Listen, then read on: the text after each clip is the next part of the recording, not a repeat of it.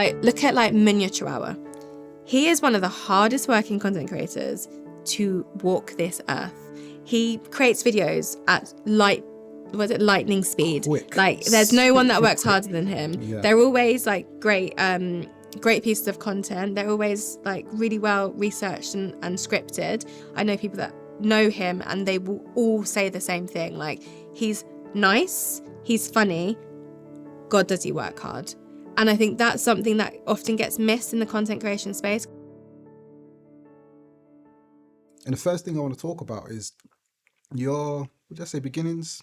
Maybe not your beginnings, but maybe like what I see from looking into your background is your big break, inverted commas, or the big thing that started to push you and your own personal brand out a bit more, which was the video you made after the murder. You have done your research. Yeah, okay. We do our research. Nice. Okay, Yeah. sorry. Go on. Because I wasn't sure where we were going to go. Yeah, no, the video that after the murder of George Floyd. Mm-hmm. So to kick things off, for people who aren't aware of what the video are, can you first of all talk about what that video was and also why you decided to create that video? Yes. So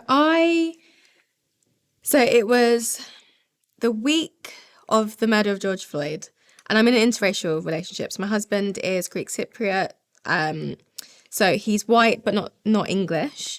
So we have so many things that we understand about each other, and so many things we have in common, and so many, like, we both come from like Commonwealth immigrant parents, grandparents, and on his side parents as well. So we understand a lot, but then with the George Floyd murder and the BLM resurgence, there was just a real disconnect, and I realized that's where we like lost our like understanding, because his mentality was like, it's really sad, but why is it affecting you so much? He was in America, and I was just like, no, it's bigger than this, because I think for a lot of Black people at the time, it felt like it was us. We were there. I don't know if you felt the same. Yeah, I did. But I vividly remember that whole, it was more than a day, it was a week, it was a month. It felt like a lifetime, where I just felt so overwhelmed with the feeling of helplessness and feeling like, wow, the world really is out to get us, and there's just no hope for my people that look like me, that look like my dad, specifically my dad. I saw my dad and my brothers in George, and that really distressed me. And he understood that it was a sad moment, but he didn't understand why it affected me and my sister so much, who I work with. And then my team was a team of Black women, and he was just like, I don't quite get it. And I had to explain it to him, and he understood once I explained it. And we had this quite powerful conversation, which I think completely changed our relationship for the better. But it was that moment of like, I think we were, I guess, like halfway through our relationship. We've been together for 9 years now, so that was 4 years ago. So we'd done so much together, but I think that was like the moment where he was like, I really understand you. And I decided to share that conversation with the world, but not necessarily in a personal way. So I put it out to the internet because I wanted him to understand like what racism felt like to me, in a way that he could understand it, from examples of things that our neighbours have said, to things that I got told to me at school, to things at university, like just things that I would get on the street. So the video, I can't even remember everything I said in the video now, but I vividly remember why I said it, and it was giving him really plain examples of small things that happen on a daily basis that stem from a real from a wrong place, where people have this preconception of who I am, who I should be, and that then leads to like a bigger issue. And racism isn't necessarily overt. It's not in your face all the time. Like, it's not always someone being shot, like gunned down on the street. It can also be tiny microaggressions that lead to people not being able to get work, people not being able to move into certain buildings that they want to live in. Like, it can be so many things. So that's where that video came from. And I said to him, I have so many privileges in my life, being a mixed race woman, being not now because I've taken his surname, but originally having a surname that is very English sounding, because Williams was my maiden name, and that's Welsh. It's a very common Jamaican. I know so many Jamaicans called Williams, but it's a British name. So Charlotte Williams, if you got an email from her, it's very different. When I applied for a job, it'd be very different to if my name wasn't English sounding. So I was explaining to him, like, I have such a benefit in my life from certain things that are just part of my makeup. I'm able to essentially like groom mainly white people in to get them to understand that, you know, we're not bad people. If I wear braids, it's not unprofessional. If, you know, you meet, like, there's just so many different examples that I could use, but I always see myself as like a little spy sometimes, because I'm able to get into places and I'm able to show people, like, we're not that bad. Yeah. And then I'm like a gateway. I always say to him, like, to a lot of his friends and a lot of people that we know, I'm like their gateway black person. And they'll meet me and then they'll be like, oh my God, I met this girl and she's so great. And then I introduce them to my friends and then they meet other people and they're like, all of a sudden they have black friends or friends who are people of color. And I'm like the gateway drug into having like inclusive relationships, which is ridiculous. But that was my purpose of that video, like quite long-winded, but I just wanted to share with specifically white people how I felt racism felt to me. And everyone has different experiences, but they were personal experiences from my life. And interestingly enough, I shared an example that came from my neighbor. And my neighbor, all of my neighbours have now seen that video and they now all also follow me on Instagram, which is really weird. One of them recently followed me on TikTok and I was like, oh, too far. But they now have an understanding. And like I walked past, I did a documentary with the BBC and I walked past the window of the ground floor neighbour around that time and they were watching the documentary. And I've noticed that they're like absorbing information in a different way, but I was probably their gateway for that. It was like education. It was highly educational. Yeah, and I think I love so much about 1,000 Voices. You've got such a focus around education because that's your next step. And You've done your research. A little bit, not enough, but I definitely have. But I am obsessed with education. I think it's really important that we learn everything. Like we know everything about what we need to know to be able to take us to the next step. And I think it's really important that we educate people. We don't have to, and it's not our responsibility, but if we can, then we do it. And I think I say that quite lightly because I know so many people that are done with educating white people, and I get it. You've done the work. You can't do it anymore. There's an emotional kind of level where you've gone too much. You can't give anymore. That's fine. I feel like I've still got more in me to give. So until I reach that point, I can, and I will always try and educate. With that video you created, I have my own thoughts on why I think it went viral, but in your own opinion, why do you think it went viral? I know exactly why it went viral. It went viral because I was wearing a designer dress. I was wearing makeup. I had nice earrings on. I was speaking so I'm quite well spoken. I'm not the poshest person, but I am well spoken. So it was like accessible, articulate, as people love to say. And I think people felt very non-threatened. And I've spoken to a lot of people about this in the past, and I know that I use this as an example. I've always used this as an example in inclusive marketing sessions when I go and do training with people, and it's that idea of perception. If I was wearing a tracksuit in that video, I think I had my hair out curly, if I maybe had cane rows and was wearing a tracksuit and maybe spoke a bit faster and didn't have my accent, would it be perceived in the same way? I don't think it would be. And I was very, I focused on those details. I got dressed for that video because I knew that when I look a certain way, people will enjoy it more because they'll be like, oh, I love that dress. I remember that I really like that dress, but now every time I wear it, I feel a little bit like, oh God, it feels a bit icky, but it's one of my favorite dresses. But that dress is a really beautiful dress, and it had like puffy sleeves, and it was, it looked interesting. It looked fashion focused. So like I pulled in the fashion girlies because they were like, oh, I like that outfit. I had, big earrings. I think I had maybe a lip on, and it's like really small details, but I think I like groomed people into watching it. And I think I personally believe that's the only reason it went viral. So it's sort of like the way you presented yourself. Yeah, presentation's really important. And it made me sad because it makes you think about, as Black people, we're kind of trained to always try to look our best, always be well groomed, because we have to look, it's like embedded in us through history to look presentable, because that's how we show that we're good. And that's come from forever to now.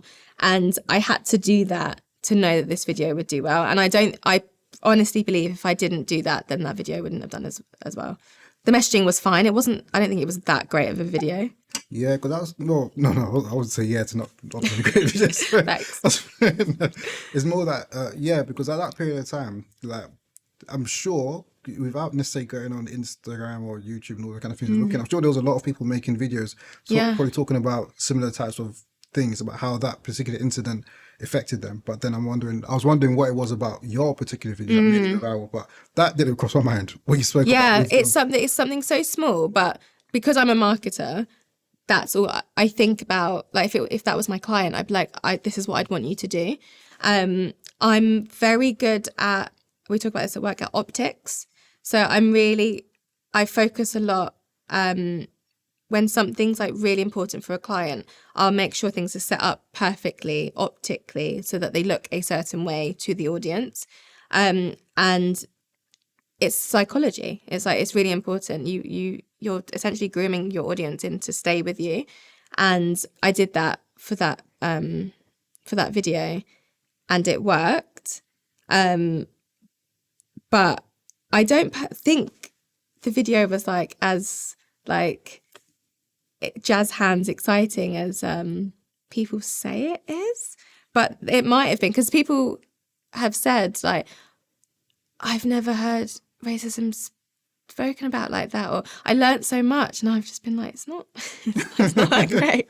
I've definitely heard way better people speak. Like Kelechi Okafor did a video at a similar time that I remember it being so powerful, and I remember seeing hers and being like, that is so much more educational than my video.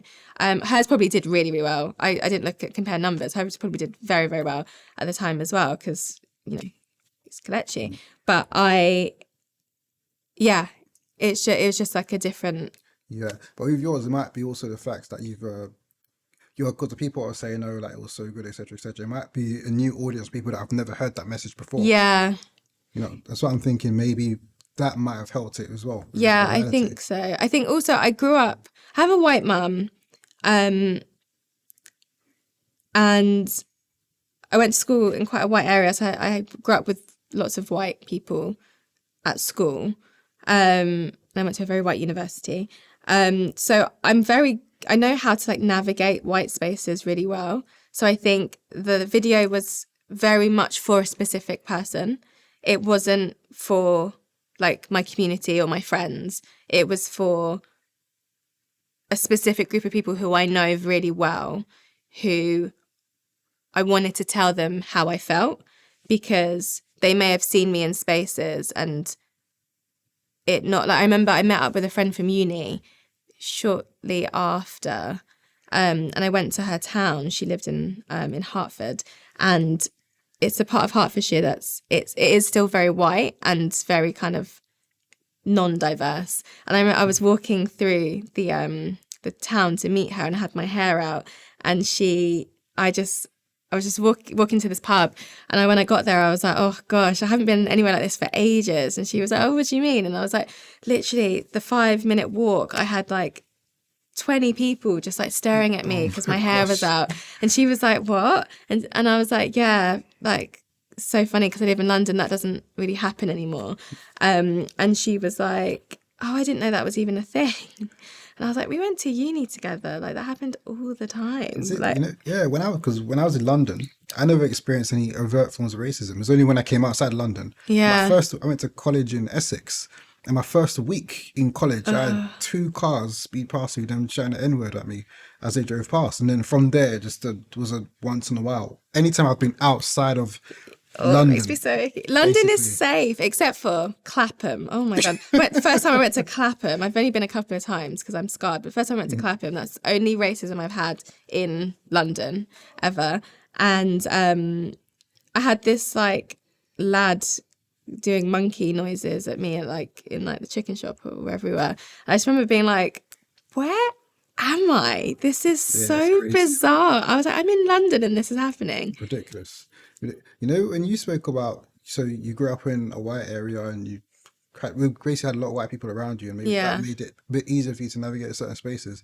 So what come to my head was, in this world of business, something I've heard a few times is people saying that you should utilize your unfair advantage in whatever way to try and grow. So someone's unfair advantage might be the connections that they have or the experience they have over here that other people don't have, etc.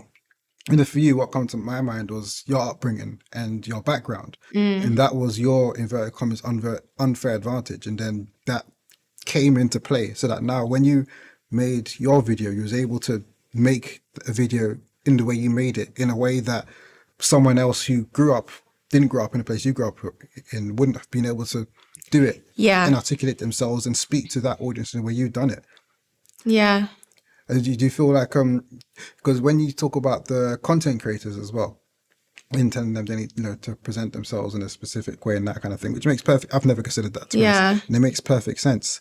But do you also feel like there's a space for people to, like, can you go still that virality thing? Because people say there isn't a formula to it. Some people say there is. I don't know. But is there a way you can just kind of like do some stuff and make sure, okay, if I tick XYZ box, then Yeah.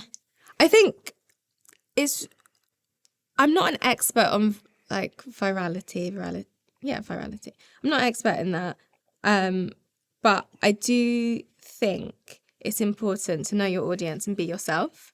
So as much as in that video, as an example, as much as I performed, that performance was still me. Like, I do very often wear big puffy dresses and big earrings and wear makeup. And a part of my life has been navigating those conversations. So that is very much me, because I'm known, like my mum-in-law always praises me because she's always like, I don't know how you do it. Like that I've been in situations where she's watched people like touch my hair and like go through it and be like, oh, this is so interesting. And the things that they've said just are so bizarre. And she's like, how do you just say things in such a like calm way? Because she was like, if that was me, I'd be like ready to fight. Yeah. And I'm always just like, I'm just so used to it. I have my boundaries, and I don't, you can tip me over too far and then like you've lost me, because I don't accept ignorance and rudeness.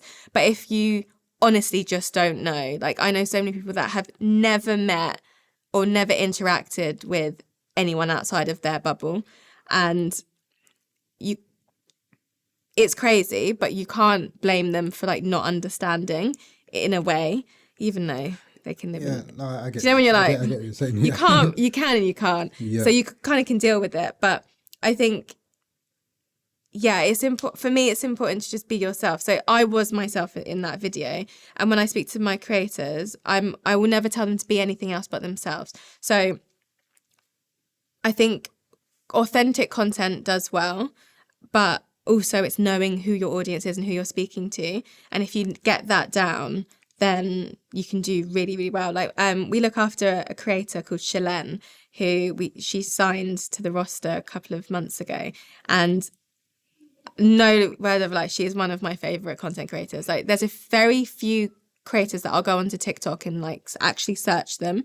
I don't follow that many. I just wait for the For You page to just give me what my algorithm wants to give me. But she's one of like 3 creators that I will actually type in her name to find out like what is she posted, because I think she's hilarious. but she's really, really good at knowing her audience. She's got a very like niche sense of humor, but the niche is big enough. Like we're there, we're following, we're laughing. But she's really good at like comedic timing, but understanding that her audience will get it, even if it's like completely bizarre. And I think it's really important that if you know who your audience is, or if your audience is you, you know, and you're just trying to find more yous, then your content will probably do really well because it's like really easy. Yeah. Whereas if you're like trying to script it out and it's like not really that funny and you don't really know who you're trying to make laugh or who you're trying to educate, you're just doing like blanket, you know, for everyone content, that probably won't have a chance of going viral and being a big success because you don't have a specific person in mind. Yeah. Is there a particular, so with yourself and maybe people like Shalene and other successful content creators you've seen actually, but I was listening to something you said, I think it was in another podcast or maybe I read it, I can't remember, but you said that when you went viral, it done well for your business, basically. Your business done well off the back of that. I had a video on TikTok that went viral. So it had it was a podcast snippet, so it got a decent amount of views and that. But for us, it just, you know, it went viral, it done its rounds, and then that was that. This is the thing. We went back to it. Yeah. And that's normal. Yeah. So you have to just have a game plan with it. So my video went viral, but I was already working in trying to like raise my profile. So that video kind of went hand in hand with what my plan already was. So it was the viral video at the same time that I just got a PR agent to come on and do some like trade PR for us. So looking at like marketing week and campaign and the drum. So influencer marketing and advertising trade press rather than like Elle magazine and stylists and things like that, who I love, but that won't get us work. So I think it kind of went hand in hand with the strategy. So that video went viral. I was already booked to do a load of talks anyway. And then I had press. So I think it just kind of like knocked on quite nicely.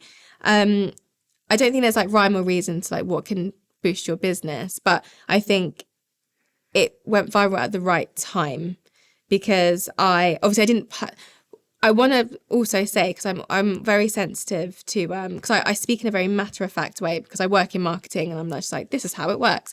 But it was something I always like to just put out there. I made that video as an educational piece, essentially for my husband, but then the other husbands out there of the world, that could be, you know, Mary, the teacher at school, it could be, you know, whoever. But, you know, the conversation I had, I wanted to amplify it. And I actually didn't expect it to go viral because I've never had a piece of content go viral of my own because I don't really do that much influencer stuff anyway. Well, at that time I didn't as much as I did after. But it was a really horrible time, and the fact that my business boomed off the back of a video talking about someone being murdered, like that whole chain of events was gross. Yeah. So it was a bittersweet thing. I was doing all of this stuff to boost my business, which was all about diversity and influencer marketing. I launched the year before. Everyone I pitched to had zero interest in diversity and influencer marketing because apparently none of them had a diversity issue within their business. Right. Everyone I spoke to, which was really interesting. And then after that, it wasn't necessarily after that video, it was after the BLM conversation got forced into workplaces and diversity became not just a buzzword, but kind of like an enforcement. You had to think about diversity within your business. Then I'd already done the groundwork because I'd gone into these businesses and then they'd called me back and say, turns out we did actually have an issue and we just hadn't recognized it. Can you come in and do some work with us? So then everything kind of worked really well. Yeah. But I think the video we used as a tool to be like, oh, if you don't quite understand what's happening, this might help.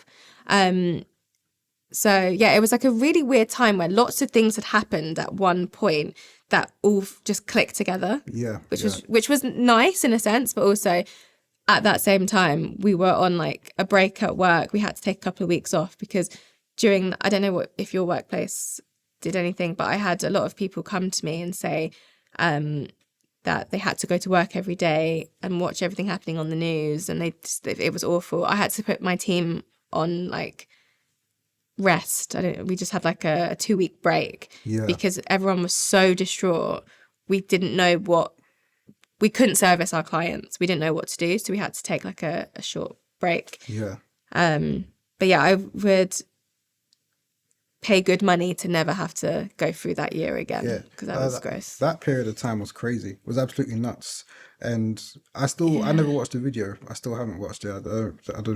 I haven't either. There's certain things that I've watched lots of videos around it, but I never watched I've that. seen videos around it, but not the actual thing, because it's like we know what happened. I don't slip through that the entirety of that thing. It was crazy and absolutely horrible. And my my thing or struggle with that period of time was that I felt that, maybe similar to what with you actually, but I just felt that we was just going about life as normal. So that happened, and nobody asked me. So other than maybe some of my black friends, it's not like I'll just go to work and it's cool. Just go about our day like it's normal, and nobody asked or said like, oh shit, are you okay? I just don't think people processed. But I think it's not like, look at what's happening now with everything that's happening in Gaza. Like, I don't think people are processing that. Like, there are, if not Palestinian people in the UK, but Arab people from loads of different countries that are being affected just by looking at the news. And I have a family friend who's Palestinian, and she has to go to work every day, and people just don't understand. They're like, she got called in for being sad, and they were like, she was like, they said to her, "Is everything okay?" And she was like, "Not really, not really." You know, my country's on fire, and they were just kind of like, "Oh." Yeah, it's an awkward conversation. For a lot of people, for employers as well. It's a George Floyd situation. Now, race has always been an awkward conversation. That's why I say that the word gross is like my key word for that time, because the conversations that were had, it was so uncomfortable because people just didn't know how to deal with it. But it feels like common sense to just try to be empathetic. But people were just so awkward. And then a lot of businesses got used, I think we did, quite heavily. And then now we look back and things have gone back to almost exactly the same as they were before. Yeah. And it's kind of like that whole time felt like such an important moment in history that also now kind of feels like completely forgotten. And I was having a conversation, even near on a debate with someone actually, about that, and about how the pendulum after George Floyd's murder, the pendulum swung in one way, and there was a lot of organizations coming out and putting their money where their mouth is, some of them anyways, and saying we're going to do X, Y, Z, etc. And then over time, it just started to swing back. And then we're not seeing it as much. And my stance on that was that it shows that the heart wasn't necessarily in the right place, because if you really, really cared, you would have stuck through with that. 100%. And then her stance was not necessarily it's because they're not being affected by something like that. But I think if you really cared when you first stepped out, like now that isn't in the news anymore, it doesn't mean now you can close your wallet or we can stop talking about it. It's still reality for a lot of people. And it's still something that we've got to work on building a better world, so stuff like that don't happen again moving forward. I think it was also a really big time for, like, I remember I was having an issue with payment with an agency, and they'd paid one of my creators like a month late or something, or they hadn't paid. It's been a month and they hadn't paid. And I get quite personal with payments. With 7-6, we're all about knowing your worth, ensuring creators are paid correctly. Like, that's our whole thing. And I get like really personal because I'm like, this is paying someone on time is a really easy thing to do. Like, obviously, things happen if you're a week late or whatever. Things can happen. That's fine. Months, this is a personal situation now. So if I have to get involved as the founder, like if it's gone through my team and the founder's getting involved, like I'm going to take it to a high level. So I call people out on Instagram. I call people out on LinkedIn. I have no shame, because if you have enough... if you don't have the shame to not pay, then whatever. But anyway, this one thing, this girl, so I was chasing payment and I was being completely ignored for weeks. And then I was like, right, let me look up who this person is. So I went onto the marketing exec's LinkedIn, and I was like, okay, I know who she is, fine. So I found her on Instagram, and in her Instagram, she had a one of those Black Lives Matter cards. I can't remember. Okay. I still Yeah. don't even like. Yeah. People still have them, and I'm kind of like, Yeah. what's the point? But she had that in her bio, and I was like, wow, okay, you've Yeah. really messed up here, my friend, and I'm really sorry for you. I'm really about to show you how life works. So I sent her this email and looped in the CFO, I think it was, and was like, it's hi name. And it was something like, I'm really confused to why you're not just ignoring my team's emails, but at this point I'm not ignoring my emails. We have a payment that's heavily overdue, blah, blah, blah, blah. But I feel like this is something you'll want to get sorted because I've seen in your bio, in your personal Instagram bio, you're a really big ally for the Black Lives Matter movement. And obviously this is a Black queer creator, so that like fits into two kind of demographics that you have posted that you're an ally for. So you will obviously want to get this resolved really quickly. I have never seen an invoice get paid so quickly. Honestly, the CFO, she didn't even reply quick enough. The CFO was like within minutes, who'd also been ignoring us, was like, hi, Charlotte, they've got to get, I'm not sure how we missed this, going to get this sorted. And I was just like, if you're going to put the card in your bio, follow through. And that got paid super quick. That was performative then. Yeah, absolutely. And they all, a lot cool to do at the time. Yeah, they all need to just make sure. Like I always say, if you're going to talk about something openly, you've got to be prepared to like go the extra mile for it. So like at work, we don't talk about things that we don't know about. And so education is really important for us because I never want to be caught off guard.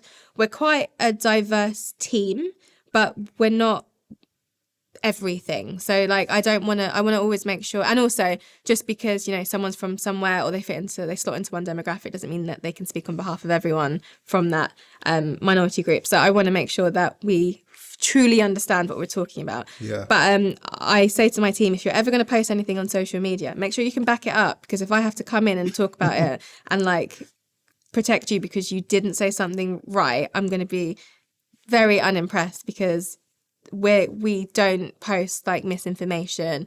We do our most to try and make sure information comes from like a correct source, and we understand like shadow banning and how it works with Instagram and Meta. So we want to make sure that we stop that from happening as much as possible. They will still do their work, but you know, if there's a tiny bit of misinformation, even if it's like a misprint of like a number, that will be banned on social media, and then, you know, that will be shadow banned. So we want to make sure that all the information that we post is like 100% correct. So I say to my team, like, if you're going to do anything activism wise, do it, but don't share. And I've made a list of people that I don't agree with personally that they share good information. And like, so try to avoid, like, I'm not going to tell you what to do, but try to avoid these people, because 9 times out of 10, someone's going to say that it's wrong. But I think it's really important. But yeah, I think a lot of businesses need to reel in their team, because they could be shouting off the rooftops, but like if your business isn't doing it, then for sure. And you said something quite key a bit earlier on when you said that you made the video, you made it for your husband. Like you made it for him, and like it's had a very specific avatar in mind. You just made it for that very specific person. Middle class white people in North London. That's who I made it for. And then because of that, it probably took off, because he was very specific about who he was talking to. What do you think sets the most successful content creators apart from the not as successful content creators? Ooh, there's a few things. This is a really good question. It's actually something, because we're doing strategies at the moment for our talent, like in-house talent. And then next week, I'm hosting a strategy session, like a vision board session for creators. So I'm thinking about this a lot. But I think there's a few things. I think work ethic is a big thing. I get a lot of people come to me and they're like, I've got this great idea. I want to be an influencer.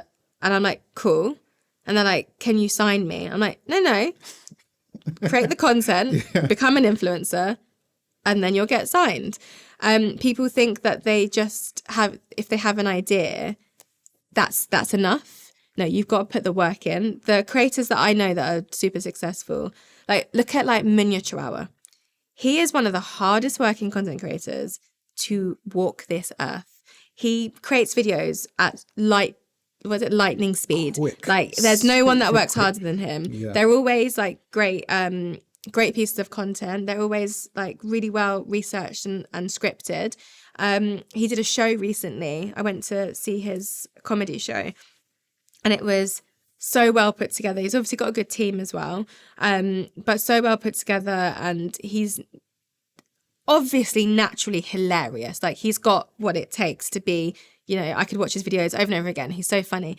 But he put the work in. Like he works so hard. And I know people, I don't really know him. I've met him, I think, once in passing. But like my sister knows him really well. And I know people that know him and they will all say the same thing. Like he's nice, he's funny.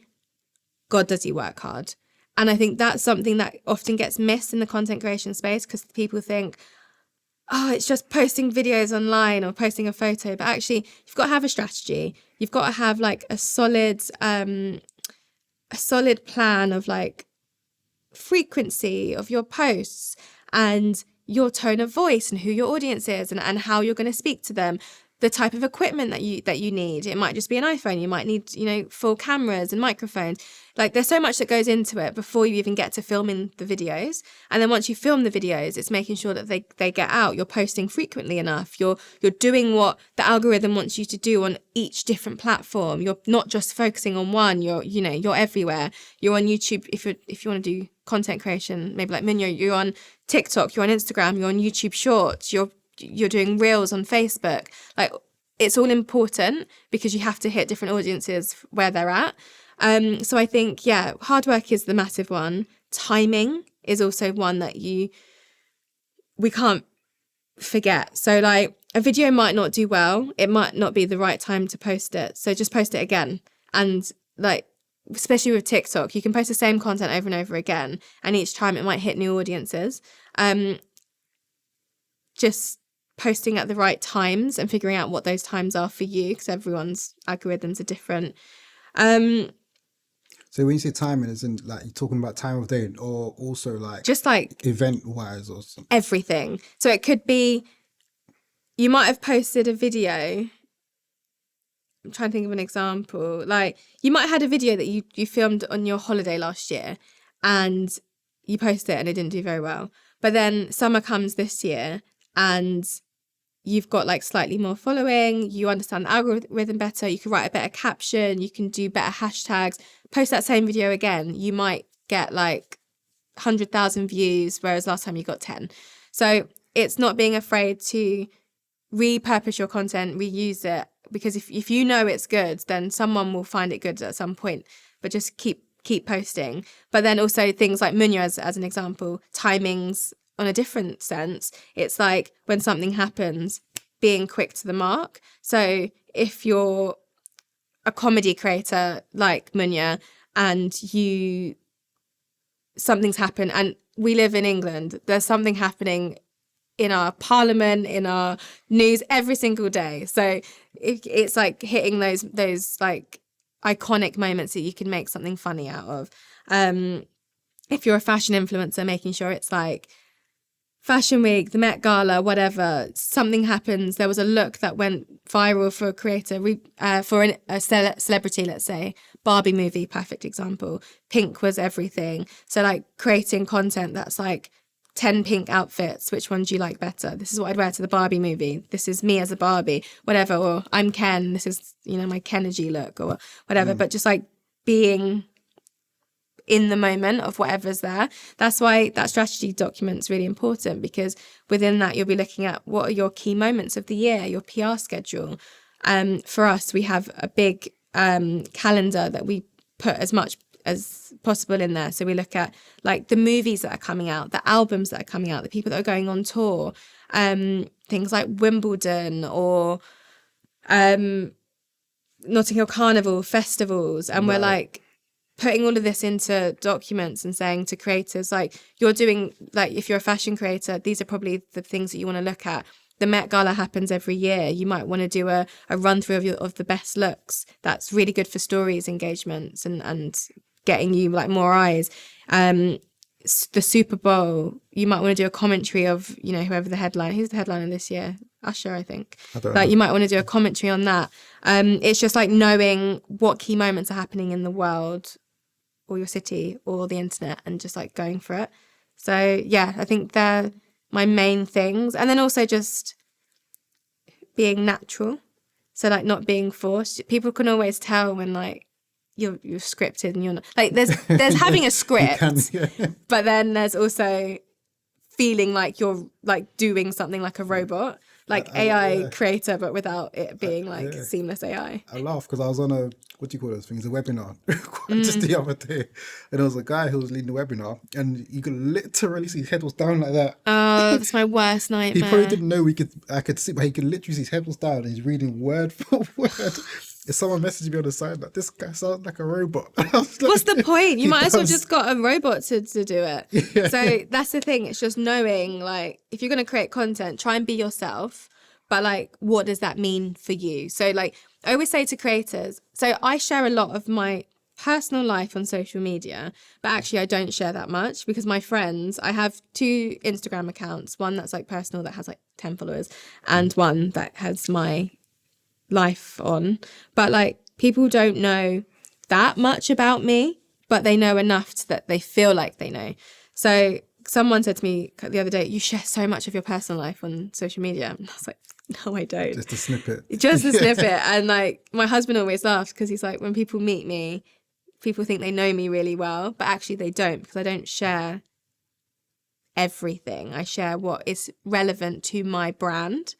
And there are lots of things that I share with my friends that's not relevant to my brand. That's just my quirky personality that doesn't necessarily need to be on my my bigger social media, because it's not like, it's not necessarily brand safe, because I am always brand safe, but it's like, does it line up with your public brand? Yeah, people just don't need to see it. Yeah, you know, and things like I spend a lot of time with my family, but I don't like to post my family because I don't think it's fair.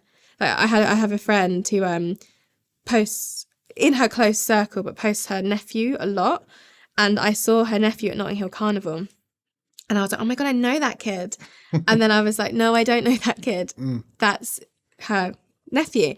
And it was just really funny. But I was like, imagine if I was sharing my nephew, but not to my close circle, to like all my followers. And I have like 27,000 followers, which isn't a lot in the grand scheme of the influencer world, but that's a lot of people. So if you're getting like 4,000, 5,000 views on a story, that's 4,000 people that would have been able to see like my nephew's face. And them, like, if I'm not with him and his parents aren't, like, I feel like there's a difference. If you're a family content creator, you are with your children and you can safeguard them and you can put boundaries into place.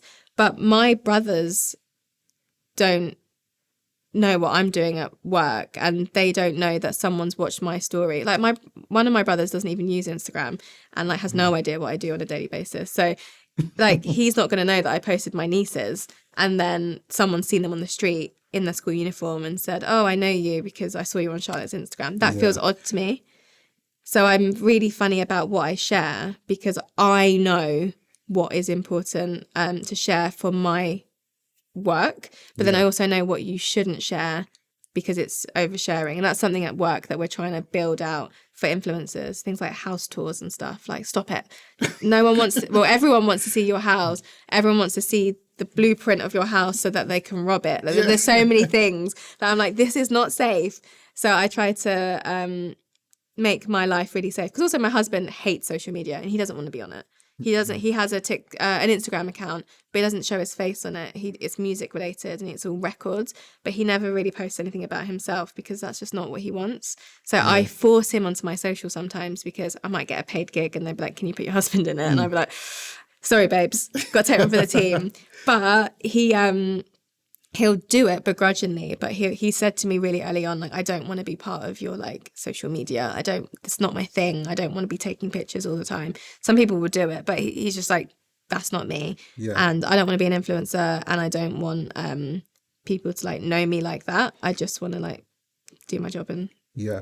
have fun and have a good life. That's like, Makes sense. yeah. I want to talk about influencer marketing, yeah? Yeah. So when it comes to influencer marketing, like the big famous example would probably be like Gymshark, where they tapped into that very early. Yeah, they're to, like, brilliant. scale through that very early. And now a lot of other brands try and follow the same blueprint. But when you think about influencer marketing, it's like you think about it in very specific industries. So like maybe like fashion, for example, you'll get whoever, I don't know, some Kim Kardashian or whatever, let's send you our stuff, put it on, hopefully that's going to drive some traffic and we can make some money or something like that. But a lot of people that listen to this podcast are going to be involved they're all over the place, like all sorts of different, some entrepreneurs, some activists, some community people, some creators, etc. And particularly people who are in a bit more of a community or social kind of space. And I know it can be very broad. I'm not, down to a very specific thing, but people that have like a social kind of cause, maybe behind a community cause or something like that, and I haven't really seen influencer marketing that I can think of anyways. Maybe I have, I just haven't recognized it. But in those kind of spaces, is it something like, how would it work in a place like that? Yes. Love this question. So we're doing a lot of work at 7-6 at the moment to basically, I get asked a lot of questions and get asked a lot, can I pick your brain? Can I take it out for coffee? And my answer is at the moment, no. I literally don't have time. I really need to focus on the business. So I feel really bad saying no. And it's something I'm working on because I'm a people pleaser. So it's like quite hard. But I was like, right, how am I going to fix this? So I'm trying to take everything that's in my brain and put it into documents. So we're creating some downloadables and some white papers and things that people can just download or buy online. And they should be going live at the end of this week, actually. So when the podcast comes out, they'll be on our website. But one thing I'm writing at the moment, I've just finished this document, is optimizing your profile, optimizing your social media profiles as a founder. And I think this could be used for lots of different types of people. But one of my biggest questions is like, how do I use social media to promote what I'm doing? And I'm always like, so many ways, like where do I start? But I think it's really important to note that there's different social media platforms that have different uses. So we have Instagram, which I personally, if you're a founder or an activist or a business owner or an entrepreneur, someone who works for a business and wants to start doing talks and has like an entrepreneurial spirit, but for the business that you work for, you can use Instagram as your portfolio to showcase like a professional portfolio, like LinkedIn, but to showcase like who you are. So looking at like, so as soon as you come onto your page, you have your bio, which says who you are. So making sure that's like really explicit of like what you're able to do. So I added public speaker into my bio a couple of years ago when I wasn't a public speaker, but I decided I want to do public speaking. This feels like something I like to chat. Anyone watching or listening to this podcast will understand. I do like to speak. I can't stop.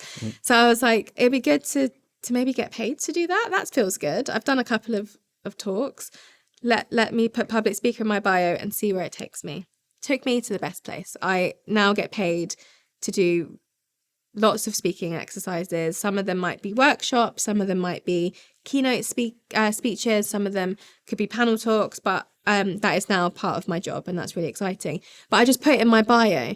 So optimizing my bio to make sure that people know what I'm capable of or what they could book me for, really important.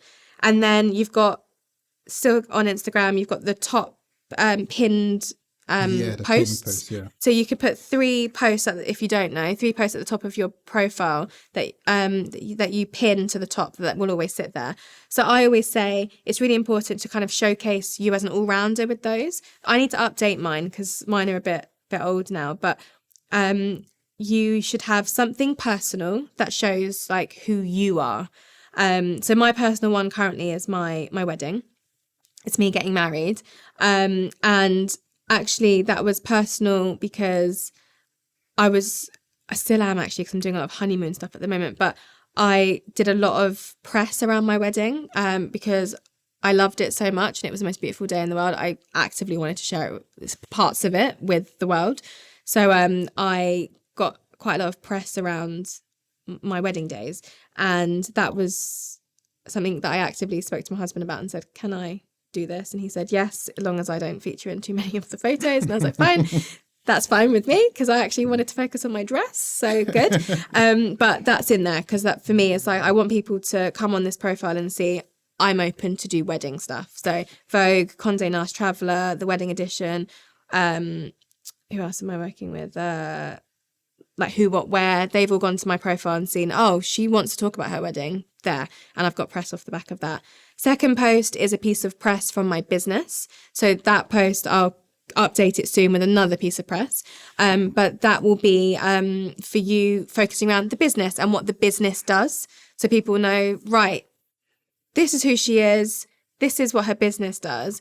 And then the third bit, I like to say, like, do something that showcases what you want to do. So if you want to do lots of speaking opportunities, put you doing a talk or a picture of you holding a mic.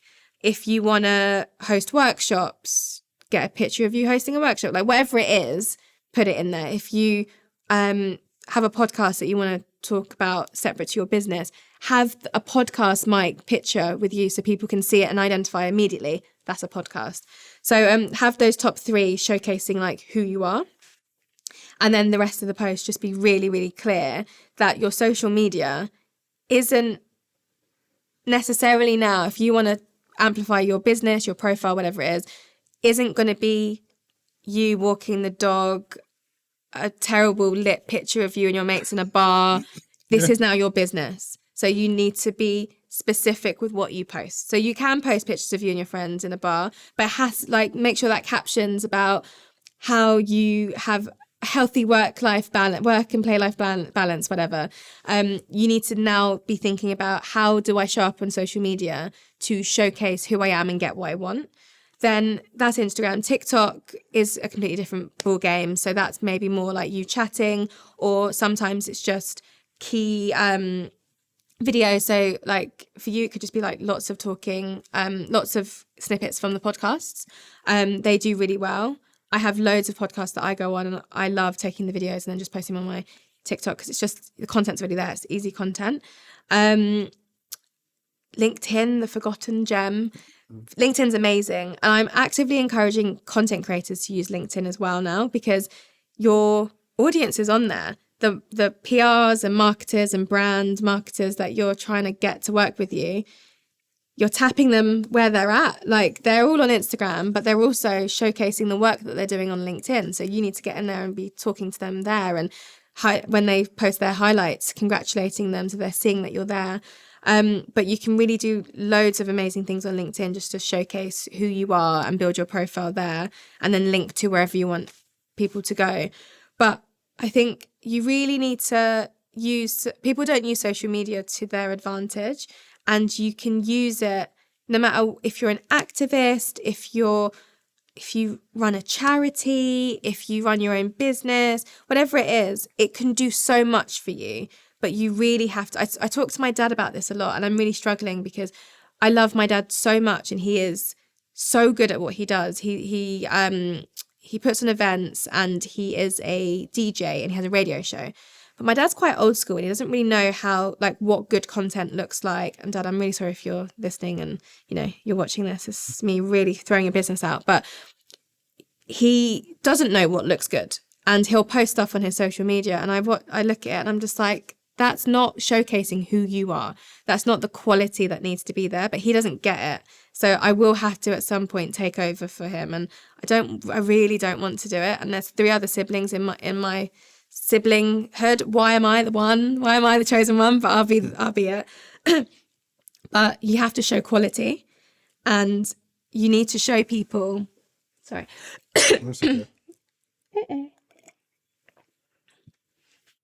Yeah, you have to show quality, and you have to show people that you're able to deliver.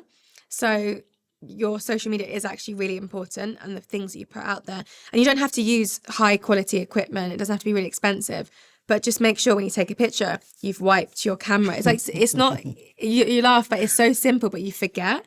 Like, you're in the moment. Like, I watched this video the other day, and a girl walked through her steps of creating really strong content. And step number 2 was, I wiped the camera.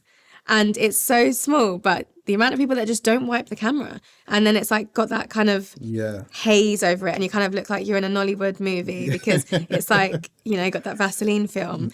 And that's not showcasing quality in this day and age, because an iPhone 15 is crisp, you know, and I have an iPhone 12 and it's crisp. You know, you have to have good lighting, make sure there's no blurriness, and you've got a good background, whatever. But if you showcase, I personally believe if you showcase yourself in a way that highlights that you're really good at what you do and you take pride in that, then I think you can go that extra mile. You can get what you want. Then on top of that, you need to add your strategy and figure out what it is that you want and make that happen. But starting off with just a good base level, like I came on this podcast today because the quality of the videos is there. There's lots of podcasts that I get messages from, and I'm like, if I love it and it's audio, I'll do it. But otherwise, I'm like, what's the benefit from it? Because I don't think the audience is really going to enjoy it, because if you're looking for video content and that's what you're creating, if it's not good quality, it's a waste of time. Yeah. So you're smashing it with this. Thank you. Yeah, this room, if you've not seen the behind the scenes of the Thousand Voices studio, wow, like Thank you. Super impressive. Thank you. If you were starting again from scratch, like zero, what would you do? Where would you begin? I think about this all the time because I'd love to start again from scratch. If I was to start again from scratch, I personally would, and I just wanted to be a content creator and not have a business. Yeah. And when I say just, it's because I'd create content sometimes, and I'm a business owner currently. But if you're a content creator, you are also a small business in your own right, and a sole trader, self-employed. But if I was just focusing on one thing, I would create a TikTok account. I think I'd like to like fashion and lifestyle. I think about this often. I think I'd be a fashion and lifestyle influencer. I'd have a TikTok, an Instagram, and my Pinterest would be popping. And I do a lot on Pinterest because I'd have a blog. And blogs are really underrated, and it blows my mind how people have like fallen off the blog world. I have fallen off of mine. I actually accidentally deleted my own blog. So I was too trigger happy with the pressing of the button, and I clicked delete, and then it was gone. But I was like, I don't need it. It's fine. I've got 7-6 website. We've got a blog on there. That's the focus. But I'm working with one of our creators at the moment to bring back her blog from like 3-4 years ago. She hasn't posted on it, and it's really exciting because there's so much you can do with blogs. It's written. You can embed audio on there. You can use affiliate links so you can get commission on products, and it's evergreen content a lot of the time, so meaning it will kind of last forever. It won't go out of date, so as long as you're just like updating the links. So I know lots of creators that make thousands of pounds a month just by having a blog with content that does really, really well for their target audience, and then they're just getting link clicks because it's just products that sell well. Or like there's lots of like parent bloggers who sell like lists of, you know, these are the key things you need before you start a family. How many times have new parents or people trying for a baby got typed into Google, what do I need to be a parent, or what products do I need to buy? What do I need to put in my hospital bag? Like there's blogs that people are making like so much money just from those clicks, click. And I would do that, but I'd like to work more in the sustainable fashion side, and I would try to work with brands that are more like ethical focused, and I do a lot on that side. If I were to start again, I'd do that, and I'd post super regularly. I'd be posting 3 to 5 times a day on TikTok. I'd be posting probably twice a day on Instagram, a reel, and then an Instagram carousel or a feed post. I'd be doing stories about 6 or 7 times a day. Like, I'd have a really strong, basically the things I'm telling my creators to do all the time, things I'm writing in our checklist, I do all of that, and I do it consistently. And I turn myself into a business. I would, oh my God, there's so many things I would do. I feel like I should do it. Yeah. I would look after my money well. I would get an accountant really early on.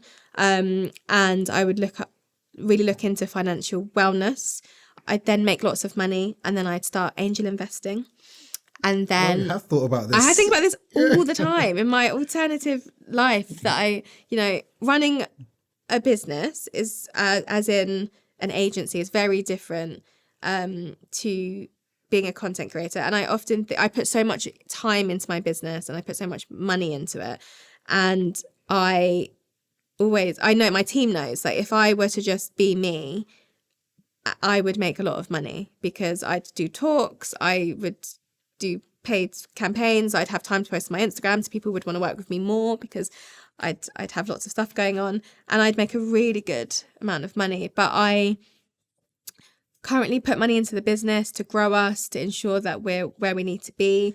We're an inclusive marketing agency. That goes up and down because people, as we said, don't really care about that inclusivity all the time. So I am currently building my business to be sustainable, but with that, I had to put a lot into it, because we're turning 5 in a couple of months. And to get to this stage, I've had to invest. And I've chose to bootstrap rather than get investment, because I truly believe in my business and what our capabilities are as a team.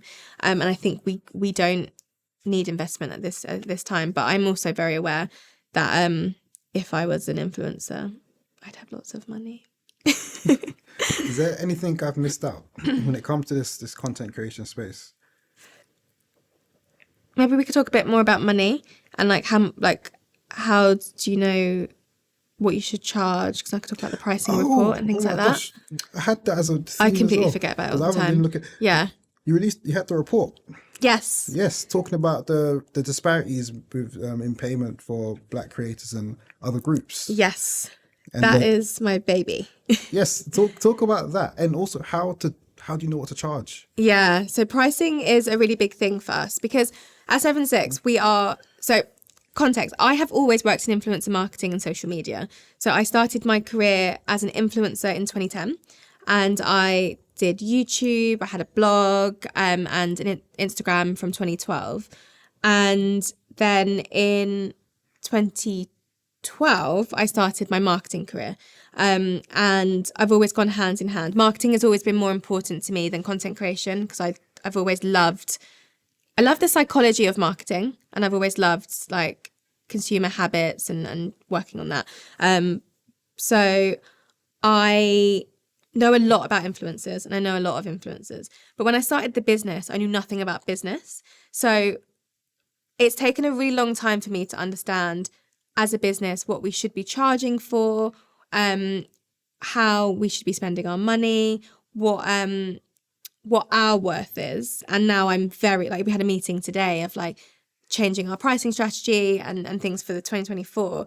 And I just said, wow, how great is it that we've got to the point now where we really understand our worth, and we're refusing to do things for free and give people access to us. Whereas before we were like, oh, we should just do it because, it's probably good to raise the profile. Now it's like, can I swear on this podcast? Yeah. Fuck the profile. Yeah. We need to make money because we have a whole team to pay, the 7 of us. Salaries need to be paid. Offices need to be rent paid, all of that kind of stuff.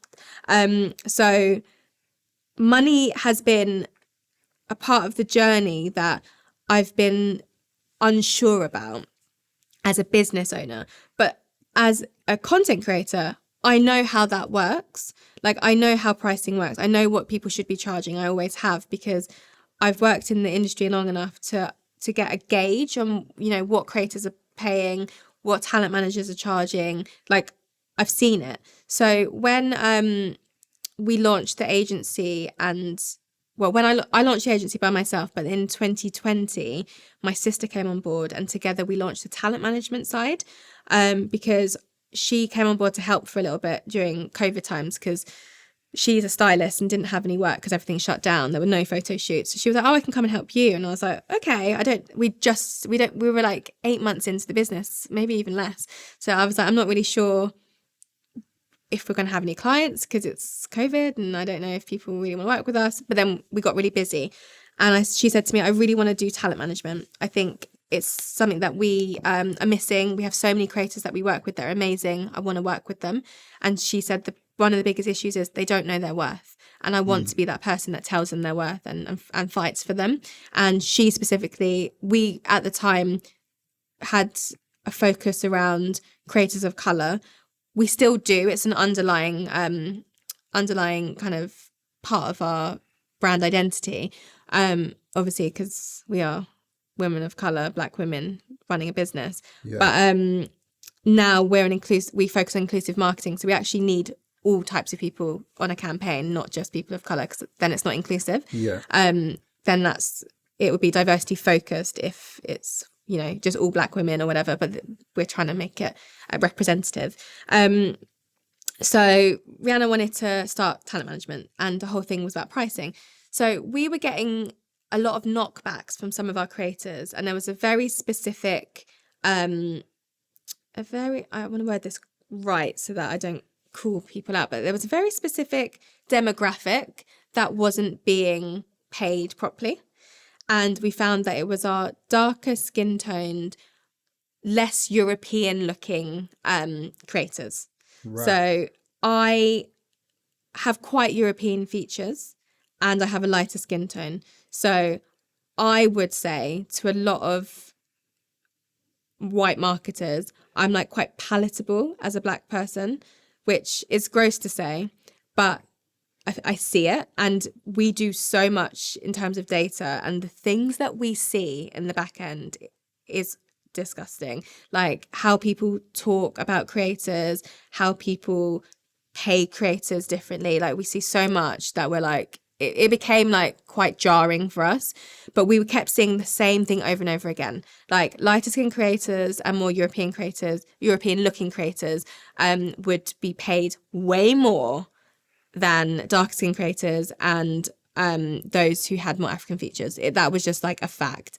And I needed to prove it. Yeah. I really needed to highlight in some way to these people that were coming to us and saying, oh no, we don't want to pay them this much.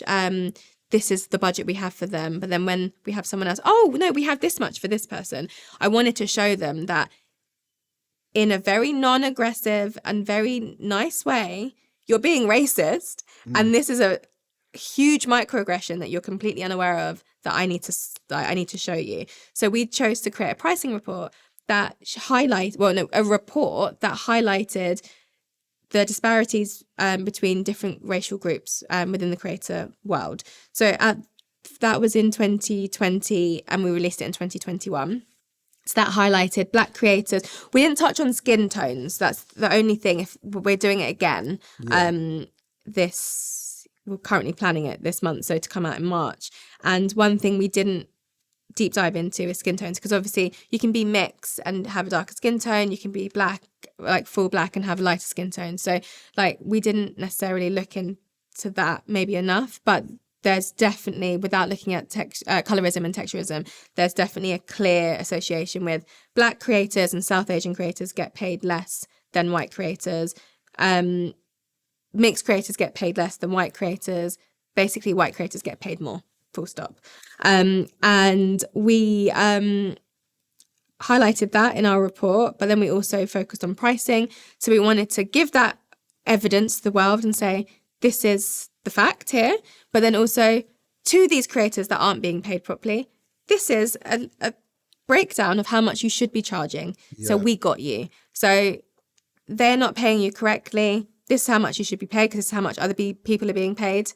go with that, do with that information what you will. You might not get that full rate, but at least you know what to charge, because a lot of people were charging not even like 20% of what the rate should be. Honestly, some of the fees, it was like people would come to us, we'd be like, how much do you charge? And they'd say like £75. And then we'd look on our pricing report and we'd be like, well, it says that you should be charging £2,000. So that's kind of what we have to give you. So we did that in 2021. 2022, we did a collaboration with another agency that highlighted more diversity categories. So we looked into age and we looked into disability. So that was really enlightening. And then 2023, we re-released the pricing report, but this one was just the pricing numbers because we'd just done 2022. So we were like, we don't really need to do another diversity focused one, but we just wanted to make sure numbers were updated. And we added TikTok and YouTube this time. 2023, we're planning the update, and this one's going to be the best so far. I'm really excited. It's going to have so much in it.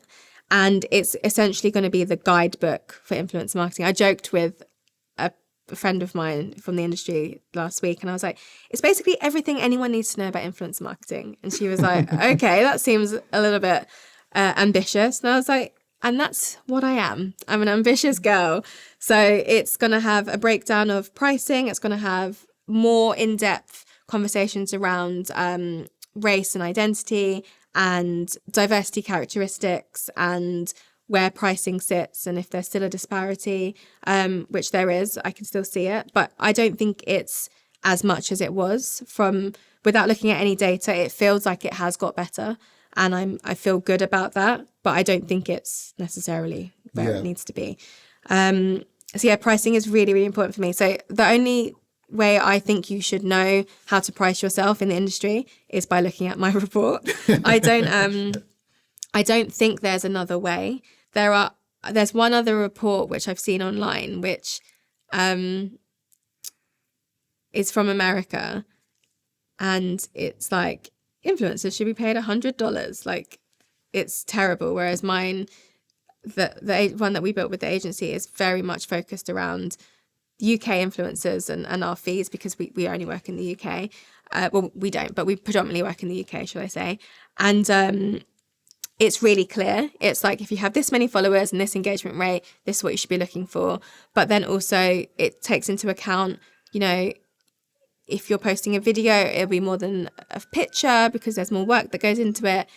We'll also look at things like, we'll look at engagement rate and where you sit, and then look at like your professional kind of category. If you're a doctor, you may be able to charge more when you're posting about products because you've got that stamp of approval because you're like, you literally are a medical professional, things like that. So we go into quite a lot of detail, and in the next one we'll go into even more.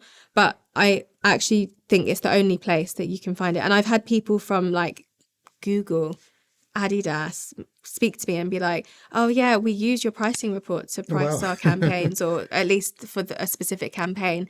And I'm like, that is a free tool, so it's great. But yeah, it's really exciting. But I've also seen other reports online that they basically they quote us and they say like, we got this from the 7/6 pricing report. So there are a few kind of versions of it, but it's all come from our data, which is quite fun. So this is coming out in March? Yeah, so it already exists. You can find it online. But the latest version will come out in March. We're turning 5 in March. So basically it was meant to come out in February, and I'm going on my honeymoon, so I needed an extra month. So it's coming out in March as a birthday present. So I was going to say, you founded it in February 2018, isn't it? February 2019. 2019. Yeah. Yeah. But we didn't start trading really. We had a launch party in March, and we didn't start trading until June. Because I was freelance at the time, so I was like transitioning my clients over to the agency and then also pitching. So we started really in June 2019. So, but yeah. Good stuff. Have you got any final words for us before you wrap up? Start making content. I think there's influencer marketing is a really exciting space, and there's so many ways to be an influencer. But I think influencer is a really dirty word, and I think a lot of large influencers or creators don't want to be called influencers because there's a negative connotation behind it. But I would like people to remember it's a generic term for someone who is of influence. So you can be an influencer, but then there could be like a niche down into whatever it is. But I think everyone should give it a go in some way. And it could be good. If you work within a business, you can still, be an influencer for your business. If you have a side hustle, you can do it. And it can be really great for generating business and bigging up your brand. There's so much that you can do in the influencer world that maybe isn't kind of showcased as like a part of the job, but it can be talks, podcasts, presenting, hosting. There's so much that you can do as an influencer that can lead you. I know so many creators who are doing a lot of like hosting jobs at the moment and then moving into becoming TV presenters. Like it can be a gateway to a lot of really exciting things. And I know that I personally have got so much from it. Like I have a podcast on the BBC because of it. I've been on loads of amazing shows and I get to speak to lots of amazing people. And I think it's not just because I'm not necessarily an influencer in terms of a content creator, but I use my profile to influence people to want to know more about my business. And I think I do a pretty good job of that because it seems to work because every time I come on some kind of podcast, we get a new client. So I think, give it a go. Start building your profile. Perfect. Thank you. I'll put a link to it in the description as well. Oh, thank you. I'm going to try and time this. I'm saying it on camera. I'm going to have to do it now. I'm going to try and time this to come out around the same time as the report comes out in March. Oh, amazing. We'll see what we can do. I'll try maybe just after. Yeah, like I don't actually know. We're going to talk about it tomorrow. I'm not sure when the report's actually going to come out. Yeah. Hopefully the second week of March. Yeah. Does that give you a good amount of time? No, I can turn this over like in a couple of days. Oh, fine. So okay. It's no problem for me. Nice. Like I could literally turn it over one evening. It's more so just planning content, getting it. Yeah. But I think it'll be good to release it at the same time though. Yeah. If not the report, then at least when the products are on the site, like all the downloadables, because they're honestly so good. Like, do you know when you're just like, I'm really, because before everyone was like, you need to write this down. I was like, this is gonna be so rubbish. And then when I was writing them, I was like, there's so much information here. Yeah. I'm really proud of them. So even if it's that could be good as well. That should be end of this week / next week. Yeah. Cool. So whenever. But I'll keep you updated anyways. Thank you. Yeah. This was brilliant. Yeah, thank you for coming on. Thanks for having me. This was so great. I've got so comfortable. I'm like leaning into my chair now. I've learned a hell of a lot. So thank you so much for coming on. This was Charlotte from 7-6 Agency. And for now, people, we're out. Wicked. Cool. Thanks. Thank you. This was so good. I'm obsessed. This is the inspiration I needed for my studio.